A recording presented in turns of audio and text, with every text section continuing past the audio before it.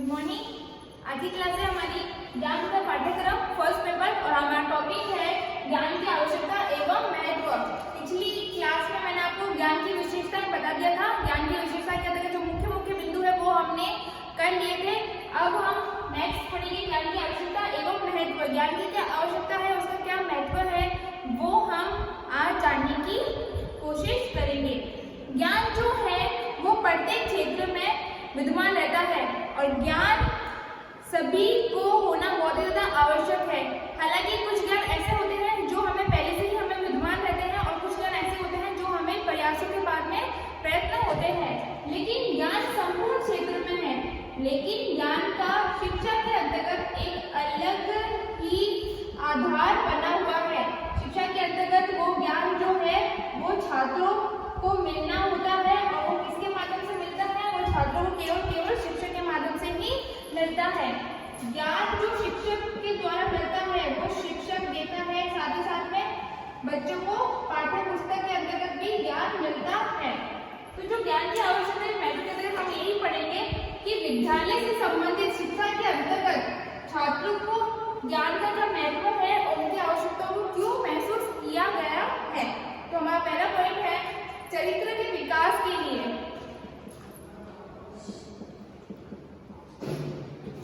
चरित्र के विकास के लिए, चरित्र के विकास के अंतर्गत क्या है कि छात्र द्वारा विभिन्न नैतिक पुस्तकों का अध्ययन किया जाता है। एक छात्र होता है वो बहुत सारी पुस्तकें पढ़ता है, नैतिक पुस्तकें पढ़ता है। उसके अंतर्गत नैतिक पुस्तकों के अंतर्गत वो अपना चरित्र निर्माण करता है। वो अपना चरित्र निर्माण कैसे करेगा, वो अपना चरित्र निर्माण करेगा सहनशीलता और परोपकारों के पाठों का अध्ययन करके। इनका अध्ययन करके सहनशीलता और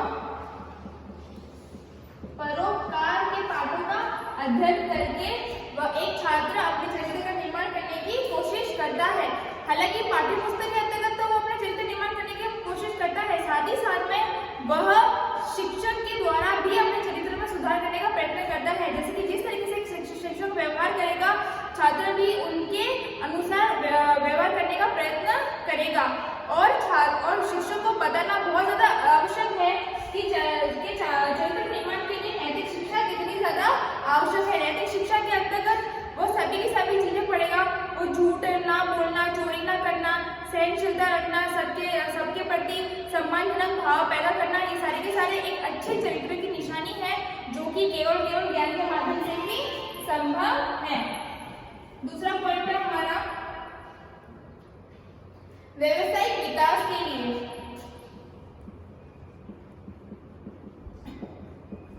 व्यावसायिक विकास के लिए ज्ञान बहुत ही ज्यादा जरूरी है। व्यावसायिक विकास के अंतर्गत शिक्षक द्वारा छात्रों को कौशलात्मक ज्ञान प्रदान किया जाता है। कौशलात्मक ज्ञान यानी कि जो उनके अंतर्गत कौन सी प्रतिभा छुपी हुई है उनको कौशल के अंतर्गत निखार कर उनको ज्ञान देना बहुत ही ज्यादा जरूरी है, जो कि किसके अंतर्गत आता है, जो कि व्यावसायिक विकास के अंतर्गत आता है। इसमें क्या होता है कि विभिन्न प्रकार के व्यवसाय के लिए विभिन्न प्रकार के कौशल विद्यमान है। जैसे कि अगर कोई बच्चा डॉक्टर बनना चाहता है तो उसके लिए अलग से ज्ञान, अलग से शिक्षा दी जाती है। कोई टीचर बनना चाहता है तो उसके लिए अलग से ज्ञान, अलग से शिक्षा दी जाती है। उसी प्रकार प्रत्येक फील्ड के लिए, प्रत्येक व्यवसाय के लिए अलग अलग शिक्षा प्रदान की जाती है। तो जो ज्ञान है वो व्यवसायिक विकास में बहुत ही ज्यादा सहयोगी होता है। तीसरा पॉइंट है हमारा रोजगार के लिए।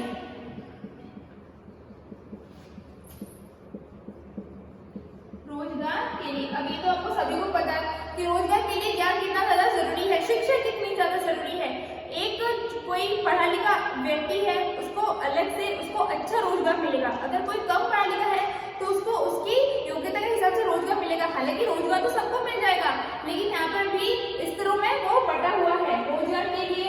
अब विभिन्न किस प्रकार से हमने पढ़ा कि विभिन्न व्यवसाय के लिए अलग अलग कौशल होते हैं, अलग अलग कौशलों के लिए विभिन्न व्यवसाय होते हैं। उसी तरीके से जिस व्यक्ति को जिस रोजगार में जाना है उसके लिए भी वैसी शिक्षा, वैसा ज्ञान पर्याप्त वर्तमान समय में मौजूद है। अगर वो टीचर लाइन में जाना चाहता है उसके लिए अलग से अगर वो टीचर की पढ़ाई करेगा तो सीधी सी बात है वो टीचर बनेगा, वो उसको वो वाला रोजगार मिलेगा। अगर कोई MBA वगैरह एक सारी करेगा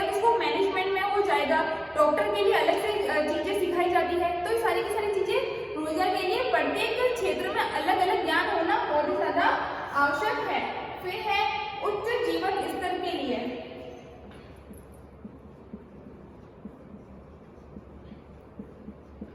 उच्च जीवन स्तर के लिए, उच्च जीवन स्तर के लिए ज्ञान बहुत ही ज्यादा आवश्यक है। हम आज जो जिस स्थिति में हैं उससे बेहतर कैसे बन सकते हैं, उससे ऊंचे कैसे उठ सकते हैं, ये सारी की सारी चीजें हमें ज्ञान के माध्यम से ही प्राप्त होती है। इसकी कुछ कौशल ऐसे होते हैं जिनका जीवन में कुशलतापूर्वक उपयोग करके छात्र अपने जीवन को सुखमय बनाता है। ठीक है, कुछ ऐसे कौशल होते हैं जिनका उपयोग हम हमारे दैनिक जीवन में करते हैं, हम हमारे जीवन में करते हैं और हम उनका उपयोग करके हमारा जो वर्तमान स्थिति है उसको और अच्छी बनाने की कोशिश करते हैं। जैसे कि मुझे स्कूटी आती है, मैं स्कूटी घर से लेकर कॉलेज तक अपनी स्कूटी पे आती हूँ, लेकिन मैं चाहती हूँ कि मैं अपना ये जो स्तर है ना उसको और ऊंचा उठाऊँ, तो मैं क्या करूँ कि उसके लिए मैं कार सीखूँ। ठीक है, अब कार सीखना में क्या हो गया, अब ज्ञान में आ गया। मेरा पहला ज्ञान क्या है, स्कूटी चलाना, और मेरा दूसरा ज्ञान क्या हो गया जो मैं सीखने वाली हूँ, कौन सा हो गया, कार चलाना। तो जो ज्ञान है वो हमारे जीवन स्तर को भी ऊंचा उठाने में बहुत ही ज्यादा उपयोगी है। मैं इसको मिटा रही हूँ, आप इसको लिख लेना।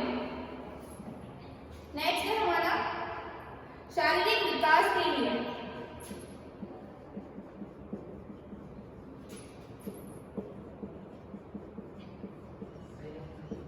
शारीरिक विकास के लिए, अब शारीरिक विकास में ज्ञान कैसे उपयोगी हो सकता है। शारीरिक विकास के अंतर्गत विद्यालय में विभिन्न प्रकार की प्रतियोगिताओं का आयोजन किया जाता है।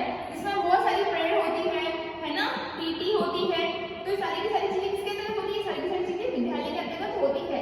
और किसके द्वारा कराई जाती है, एक अध्यापक एक शिक्षक द्वारा कराई जाती है, जिसका केवल एक ही उद्देश्य है कि छात्र अपनी समस्त शारीरिक कलाओं का उपयोग करके अपना स्वस्थ शरीर बनाए, जिससे कि वो ज्ञान प्राप्त करेगा और जो चीजें उसको जो शिक्षक उसको देगा वो आगे जाके दूसरों को भी उससे संबंधित ज्ञान छात्र दे सकता है। तो हम देख सकते हैं कि ज्ञान का जो है वो शारीरिक विकास में भी बहुत बड़ा योगदान है। नेक्स्ट है सांस्कृतिक विकास के लिए।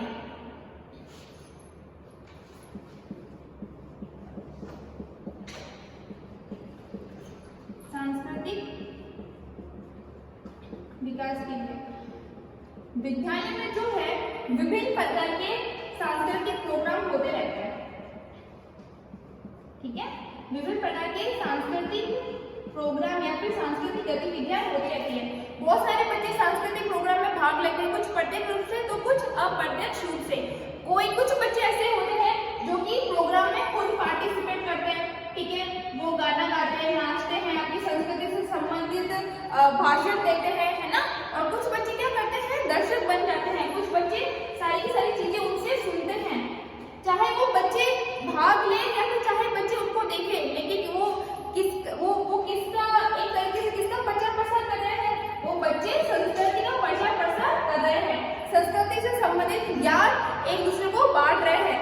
तो ये शिक्षा के अंतर्गत विद्यालय स्तर पर बहुत ज्यादा जरूरी है कि समय समय पर सांस्कृतिक प्रोग्राम कराने चाहिए, जिससे कि जो बच्चे आज जो वर्तमान जो संस्कृति हमारी जो पिछड़ रही है उसको जान सके और उसको आने वाले भविष्य में भी उसको अपना सके। लास्ट हमारा पॉइंट है आध्यात्मिक विकास का उद्देश्य।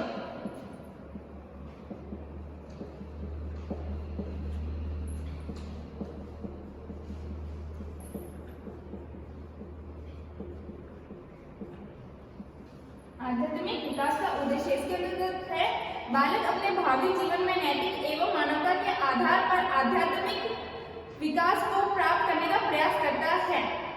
ठीक है, बालक क्या करता है कि अपना जो भावी जीवन को और अधिक अच्छा बनाने के लिए वो आध्यात्मिक और नैतिक शिक्षा प्राप्त करता है। वो आध्यात्मिक और नैतिक शिक्षा किससे प्राप्त करेगा, वो आध्यात्मिक और नैतिक शिक्षा शिक्षक से प्राप्त करेगा। शिक्षक अनेक प्रकार के दार्शनिकों एवं शिक्षा शास्त्रियों से संबंधित जो भी पुस्तकें हैं उनको अध्ययन करेगा। उनको कुछ भी समझ नहीं आएगा तो वो अपने शिक्षक से उसके बारे में तर्क वितर्क करेगा। तो आध्यात्मिक जीवन के लिए और नैतिक जीवन के लिए ज्ञान बहुत ही ज्यादा आवश्यक है। आध्यात्मिक जीवन भी किसी ने बताया होगा, अनेक दार्शनिक भरे पड़े हैं, अनेक शिक्षा शास्त्री हैं जो इनसे संबंधित ज्ञान बालक को दे सकते हैं।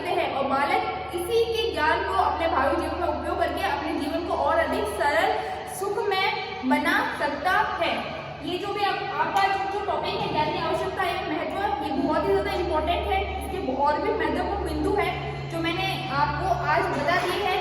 इसका फर्स्ट पार्ट है, इसका सेकंड पार्ट भी आएगा, ठीक है। और जो भी बचे कुछ जो महत्वपूर्ण बिंदु है हम आगे की क्लास में पूरी करेंगे।